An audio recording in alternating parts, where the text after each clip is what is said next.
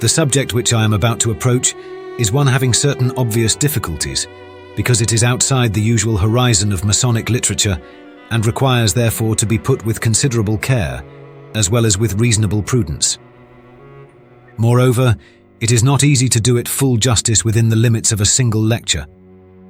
I must ask my brethren to make allowance beforehand for the fact that I am speaking in good faith, and where the evidence for what I shall affirm does not appear in its fullness, and sometimes scarcely at all, they must believe that I can produce it at need, should the opportunity occur.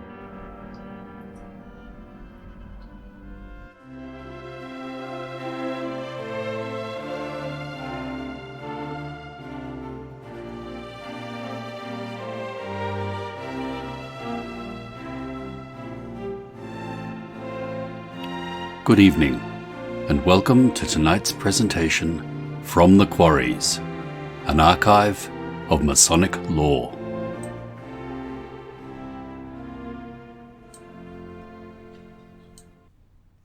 I will introduce the question in hand by a citation, which is familiar to us all, as it so happens that it forms a good point of departure.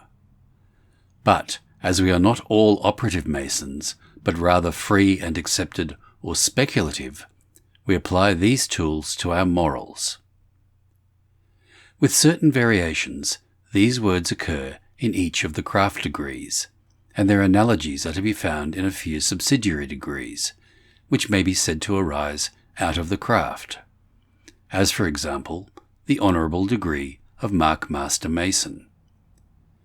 That which is applied more specially to the working implements of Masonry belongs to our entire building symbolism, whether it is concerned with the erection by the candidate in his own personality of an edifice or superstructure perfect in all its parts and honourable to the builder, or, in the marked degree, with a house not made with hands, eternal in the heavens, or again, with Solomon's temple spiritualized in the legend of the master degree.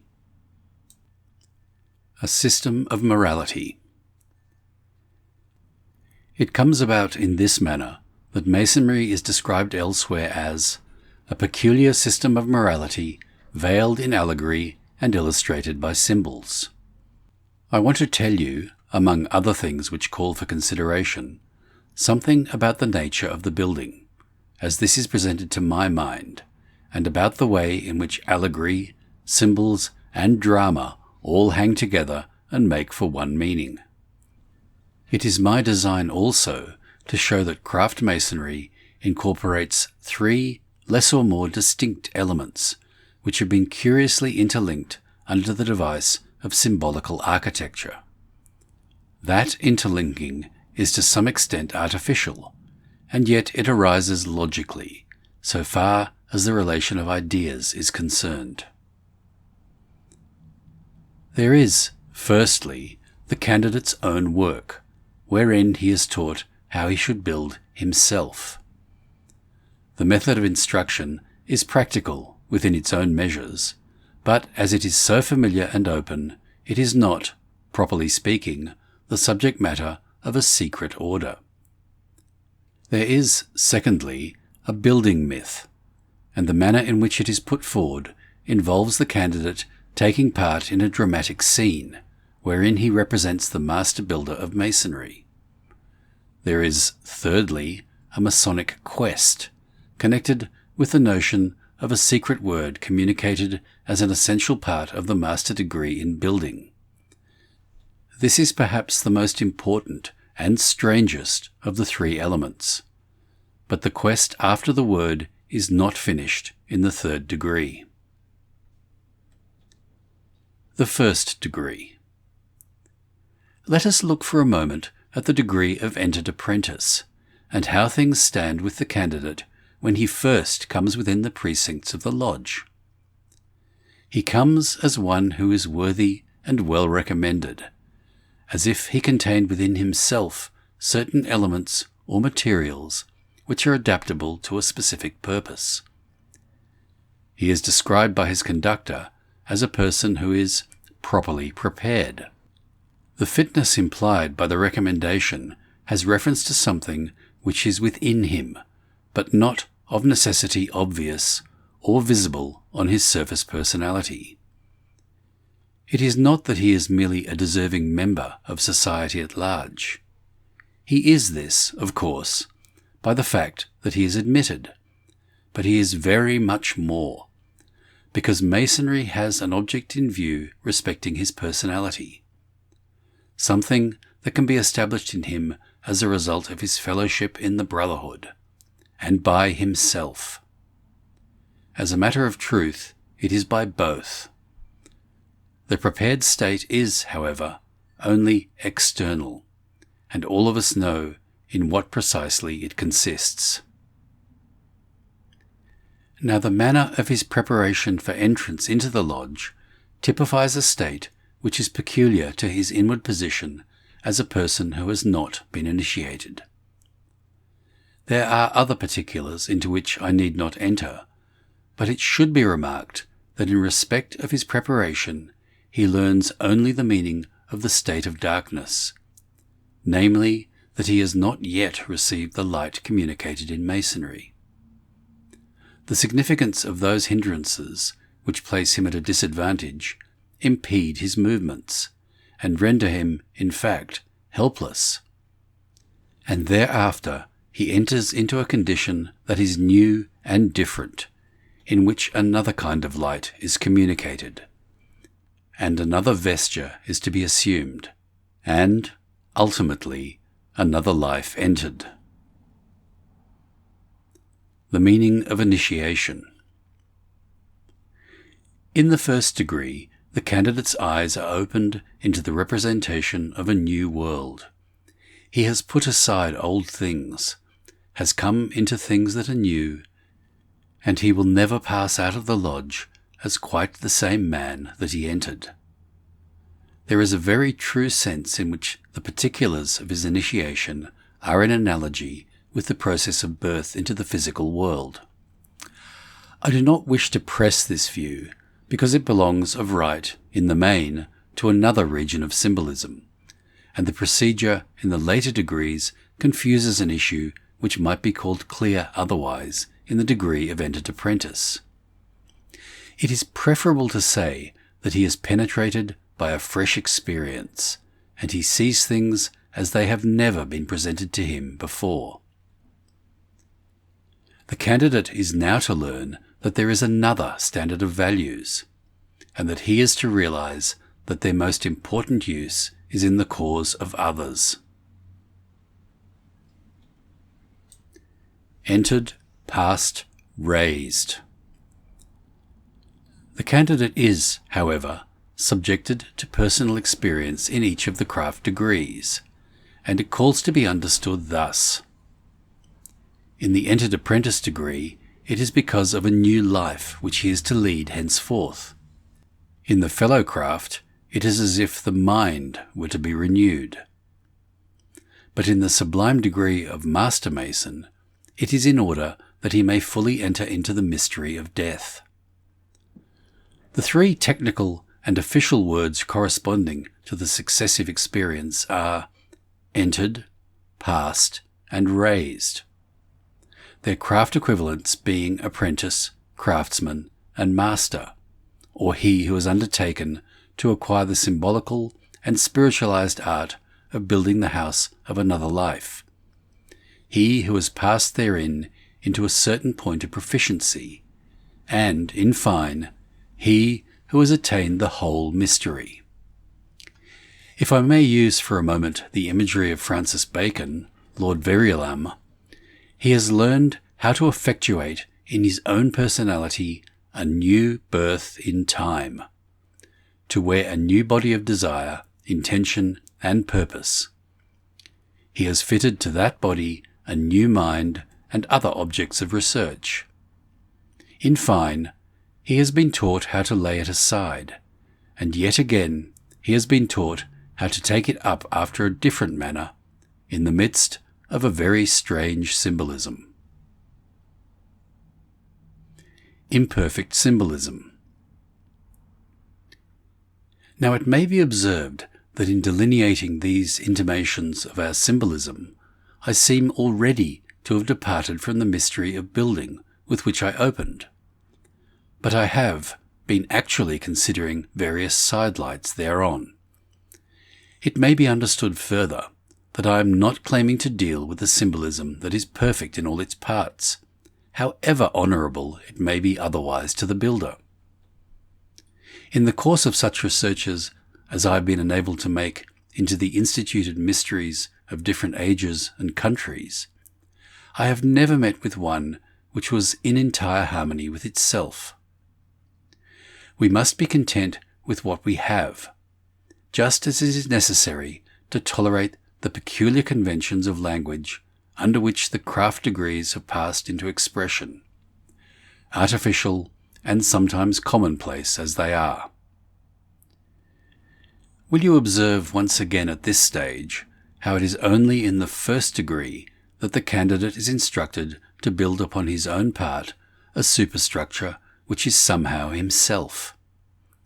This symbolism is lost completely in the ceremony of the Fellowcraft degree, which, roughly speaking, is something of a degree of life, the symbols being more especially those of conduct and purpose, while in the third degree they speak of a direct relations between man and his Creator, giving intimation of judgment to come. The third degree. I have said, and you know, that the master degree is one of death and resurrection of a certain kind, and among its remarkable characteristics there is a return to building symbolism, but this time in the form of a legend.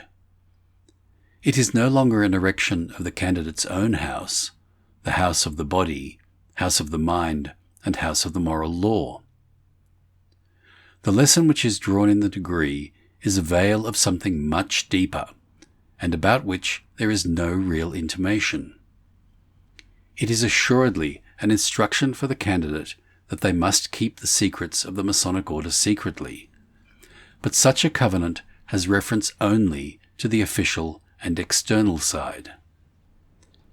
Observe that the candidate assumes a testimony of personal faith and honour in respect to his engagements, almost as if he had been released from earthly life and had entered into the true land of the living. I know not of a single place in our literature wherein it has received consideration. I will leave it, however, for the moment, but with the intention of returning to it.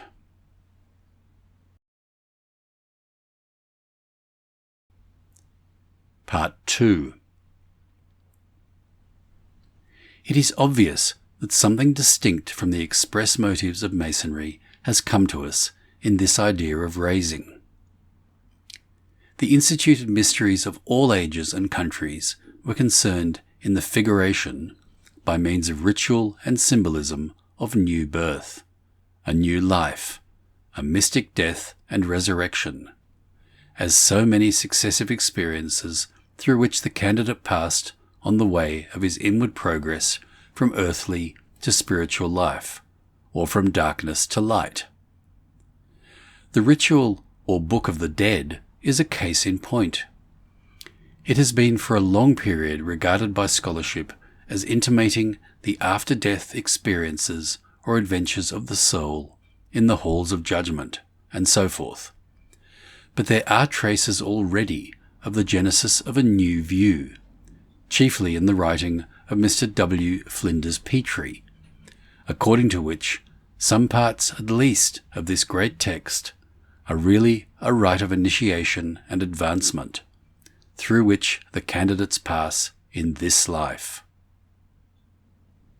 The Book of the Dead. If I am putting this rather strongly as regards one important authority, it is at least true to say that he appears to discern the mystical side of the old Egyptian texts, while there are others, less illustrious than he, who have gone much further in this direction. It is very difficult for one like myself, although unversed in Egyptology, to study such a work as Osiris and the Egyptian Resurrection by E. Wallace Budge, without feeling very strongly that there is much to be said for this view, or without hoping that it will be carried further by those who are properly warranted. So far as it is possible to speak of the Kabiric mysteries, there was in those an episode of symbolical death, because Kasmilos, a technical name ascribed to the candidate, was represented as slain by the gods. Some of the rites which prevailed within and around Greece in ancient times are concerned with the idea of regeneration or new birth. The mysteries of Bacchus depicted the death of this god and his restoration to light as Rhea. Osiris died and rose, and so also did Adonis. He was first lamented as dead, and then his revivification was celebrated with great joy. There is no need, however, to multiply the recurrence of these events in the old mysteries, nor to restrict ourselves within their limits. For all religions have testified to the necessity of regeneration and have administered its imputed processes. That which is most important, from my point of view, is the testimony belonging to Christian times and the secret tradition therein. The Christian Mysteries.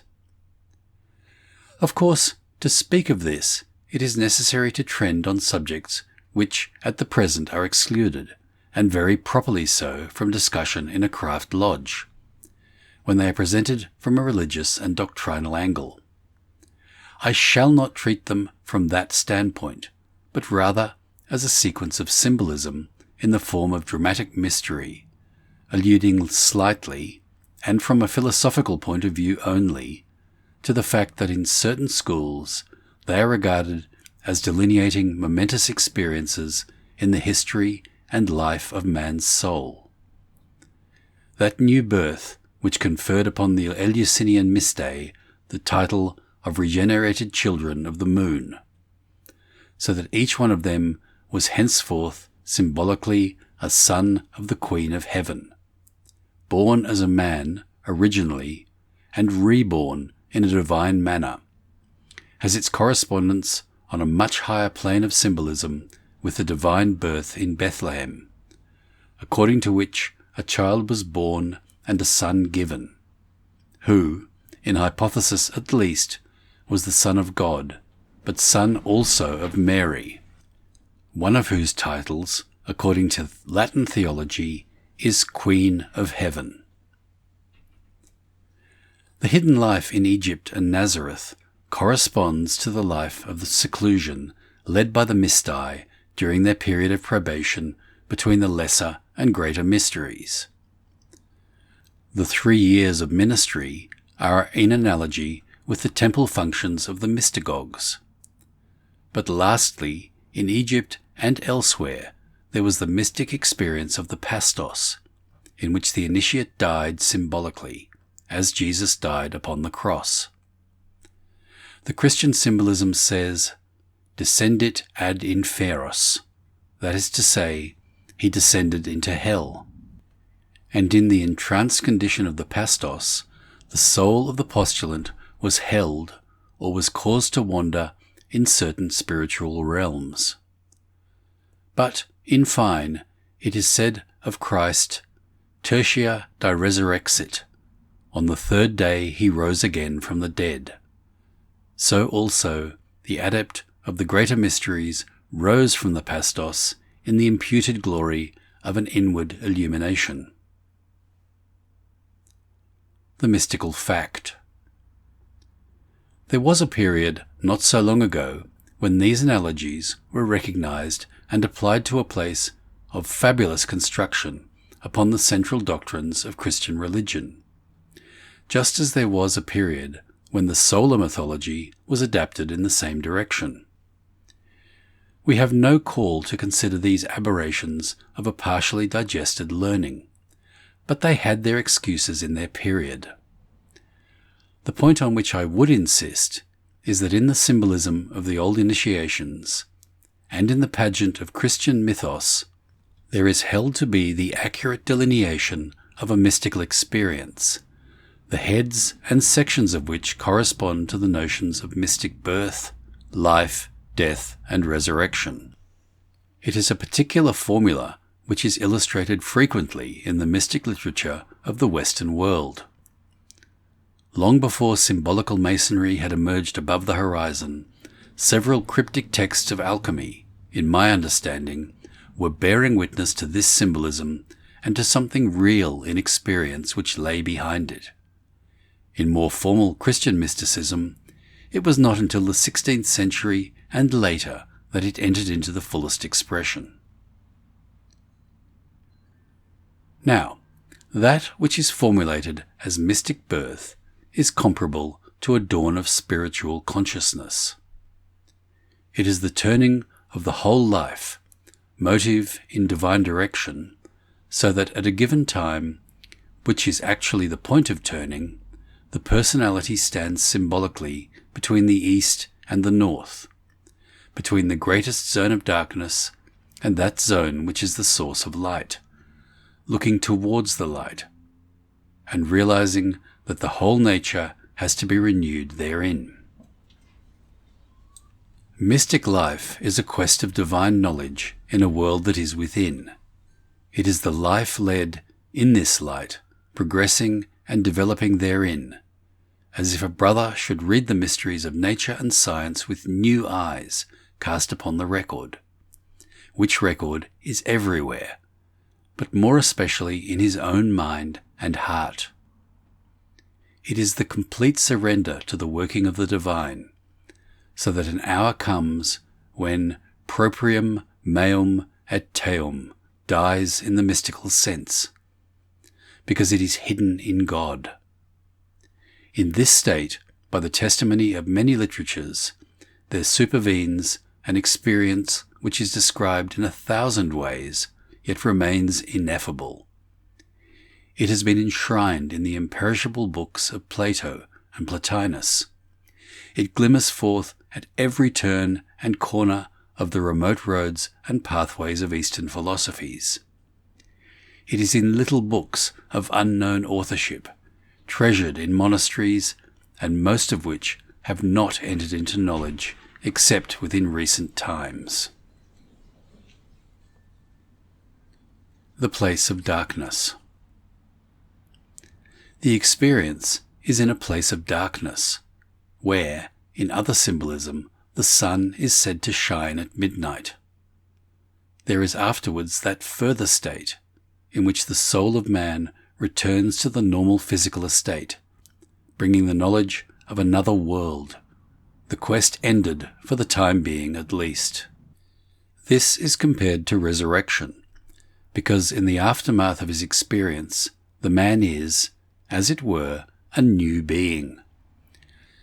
I have found in most mythological legends that the period between divine death and resurrection was triadic, and is spoken of as roughly 3 days, though there is an exception in the case of Osiris, whose dismembership necessitated a long quest before the most important of his organs was left finally lost.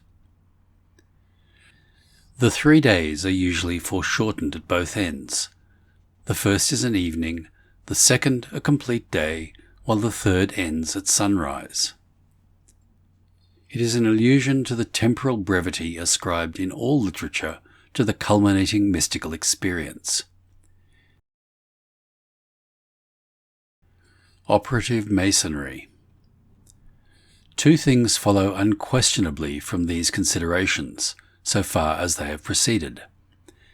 The interest in operative masonry and its records, though historically it is of course important, has proceeded from the beginning on a misconception as to the aims and symbolism of speculative masonry. It was, and it remains, natural, and it has not been without its results, but it is a confusion of the chief issue. It should be recognized henceforward that the sole connection between the two arts and crafts rests on the fact that the one has undertaken to uplift the other from the material plane to that of morals on the surface, and of spirituality in the real intention. Many things led up thereto, and a few of them were at work unconsciously within the limits of operative masonry. At a period when there is a tendency to symbolize everything roughly, so that it might receive a tincture of religion, I speak of the Middle Ages, the duty of apprentice to master and of master to pupil had analogies with relations subsisting between man and God, and they were not lost sight of in those old operative documents. Here was a rudiment capable of indefinite extension. The placing of the lodges and the craft at large under notable patronage, and the subsequent custom of admitting persons of influence, offered another and quite distinct opportunity. These facts notwithstanding, my position is that the traces of symbolism which may, in a sense, be inherent in operative masonry, did not produce, by a natural development, the speculative art and craft, though they helped undoubtedly to make a possible and partially prepared field for the great adventure and experiment. The old charges. The second point is that we must take the highest intention of symbolism in the third degree to some extent apart from the setting. You will know that the literary history of our ritual is rather non-existent than obscure, or if this is putting the case a little too strongly, it remains that researchers have so far left the matter in a dubious position. The reason is not for our seeking, for the kind of inquiry that is involved is one of exceeding difficulty. If I may say that it is my personal aspiration to undertake it one of these days, I speak of what is perhaps a distant hope. That which is needed is a complete codification of all the old copies, in what language soever, which are scattered throughout the lodges and libraries of the whole Masonic world, together with an approximate determination of their dates by expert evidence. In my opinion, the codices now in use have their roots in the 18th century, but were edited and re-edited at an even later date. I have now brought before you, in somewhat disjointed manner, as I cannot help feeling, several independent considerations, each of which, taken separately, institutes certain points of correspondence between Masonry and other systems of symbolism. But they do not at present enter into harmony.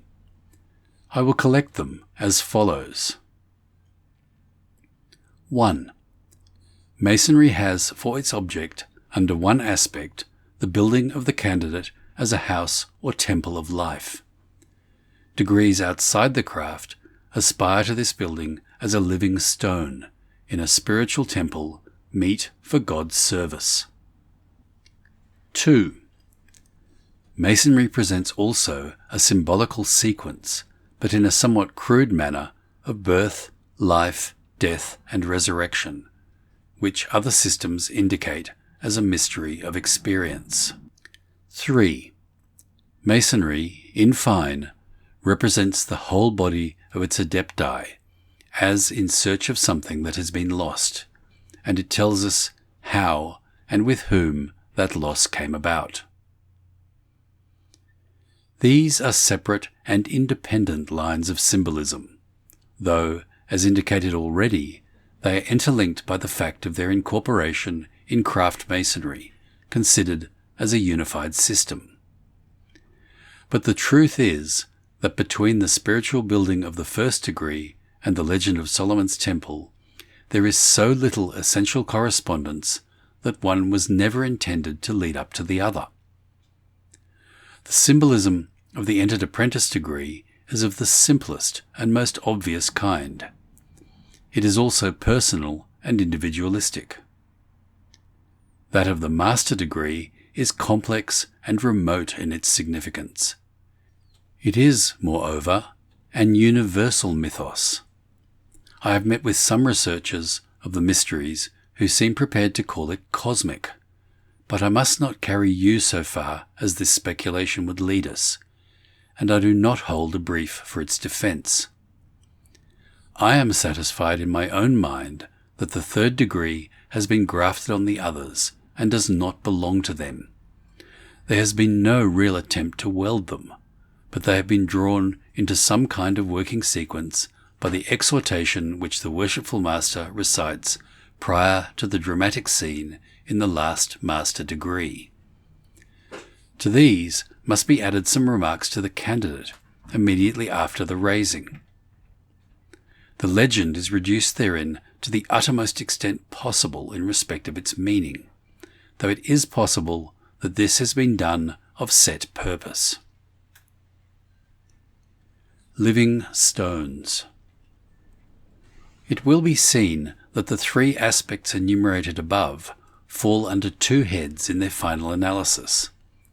The first representing a series of practical counsels, thinly allegorized upon in terms of symbolical architecture.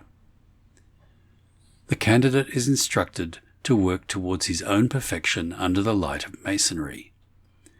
There is no mystery, no concealment whatever, and it calls for no research in respect of its source.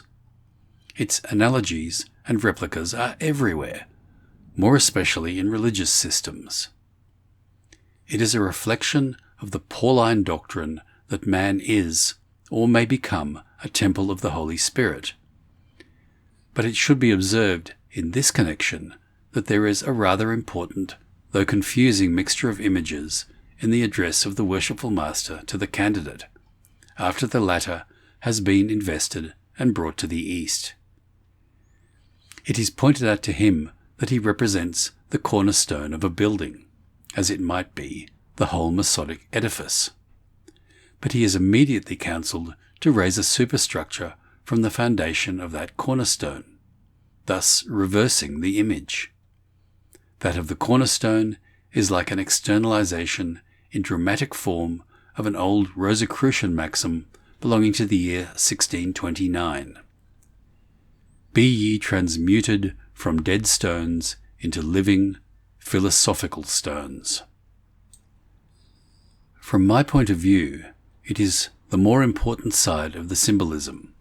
It is as if the great Masonic edifice were to be raised on each candidate, and if every neophyte shaped his future course both in and out of Masonry. Although, if this were the case actually, I feel that the royal art would be other than it is now, and that our individual lives would differ. Part 3. Recurring to the legend of the third degree, the pivot upon which it revolves is the existence of a building secret. Now, what does all this mean? We have no concern at the present day except in archaeology and history with King Solomon's temple. What is meant by this temple? These things have a meaning, or our system is stultified. Well, here are burning questions, and the only direction in which we can look for an answer is that which is their source. And to this we must remember that the legend of the master degree is a legend of Israel, under the aegis of the Old Covenant. And though it has no warrants in the Holy Writ which constitutes the Old Testament, it is not antecedently improbable that something to our purpose may be found elsewhere in the literature of Judaism. The Kabbalah. I do not, of course, mean that we shall meet with the legend itself.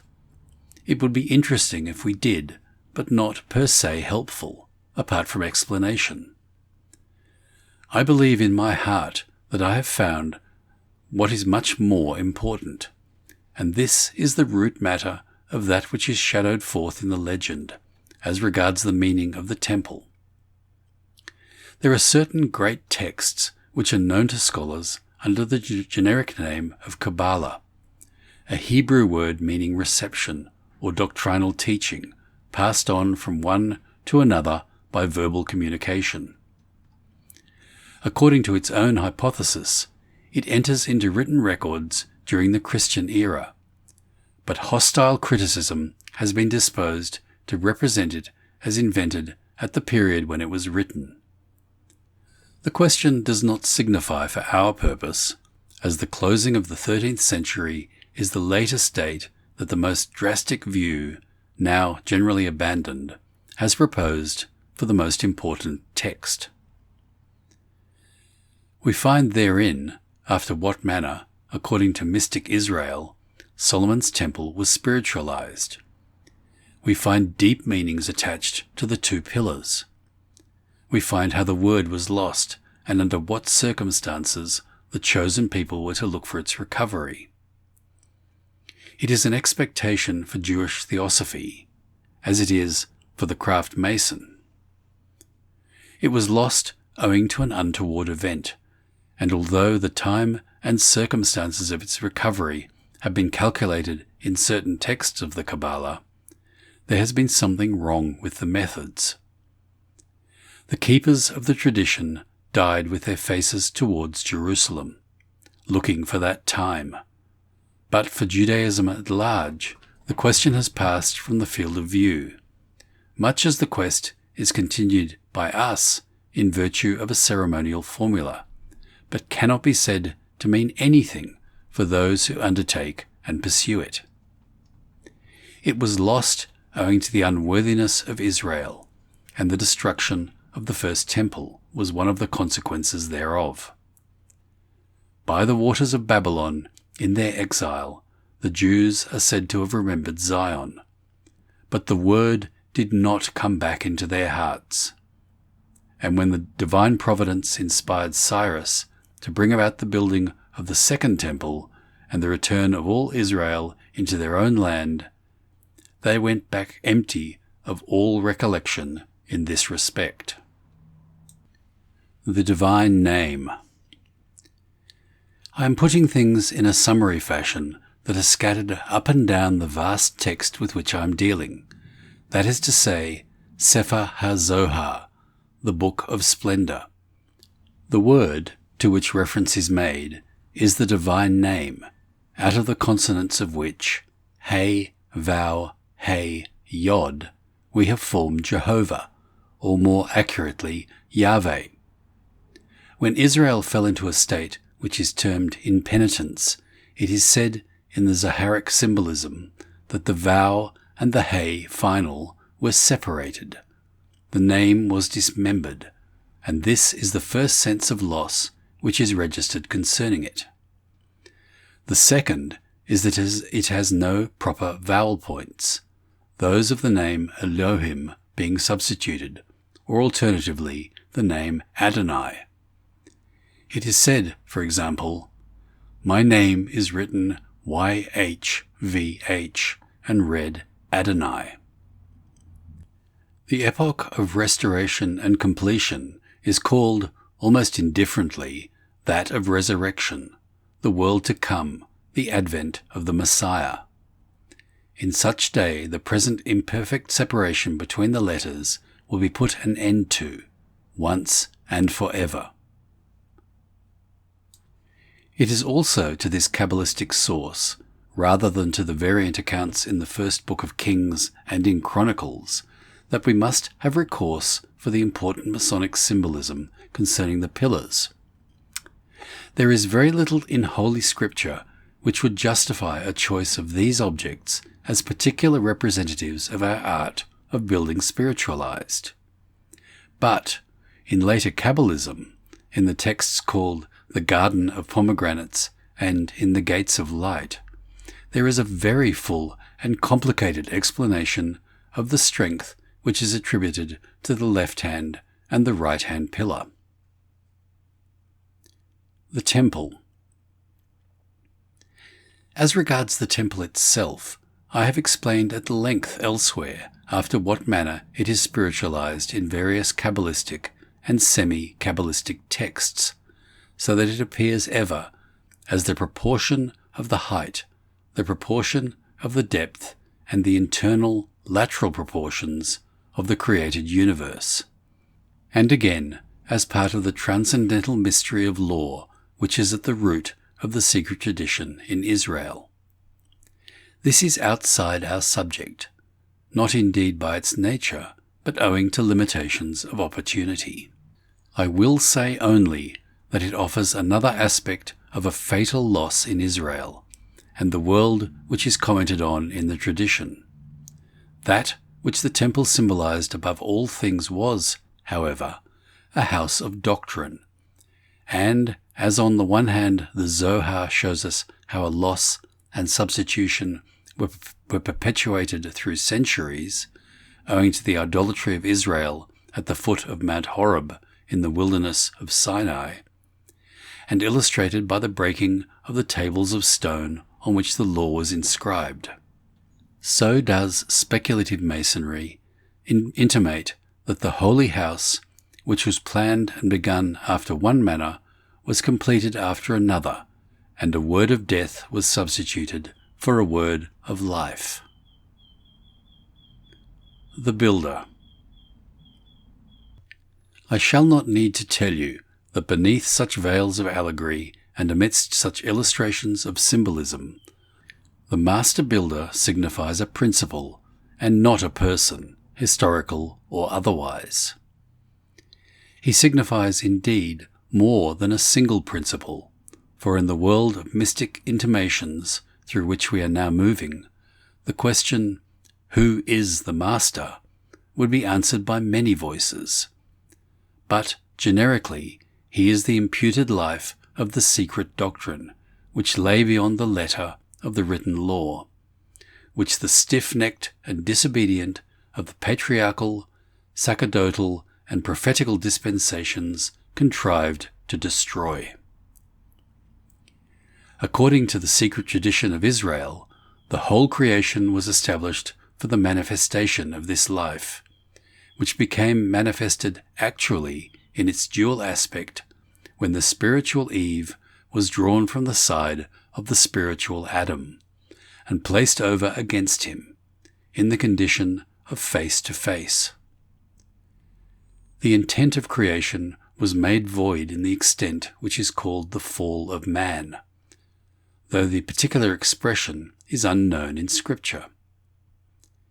By the hypothesis, the fatal consequences which followed would have reached their time on Mount Sinai, but the Israelites, when left to themselves in the wilderness, sat down to eat and rose up to play.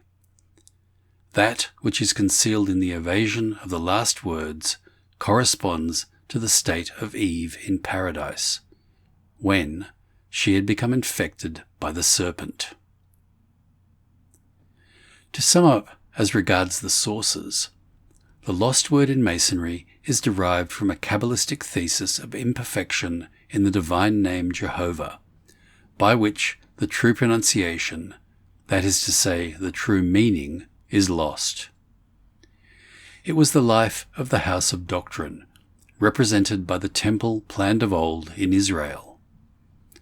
The master builder is the spirit, secret, or life of the doctrine, and it is the quest for this that every Mason takes upon himself in the ceremony of the third degree, so that the house, which, in the words of another Masonic degree, is now, for want of territory, built only in the heart, a superstructure perfect in its parts and honourable to the builder.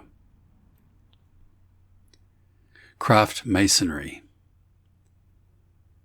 But if these are the sources of craft masonry, taken at its culmination in the sublime degree, what manner of people were those who grafted so strange a speculation and symbolism on the operative procedure of a building guild?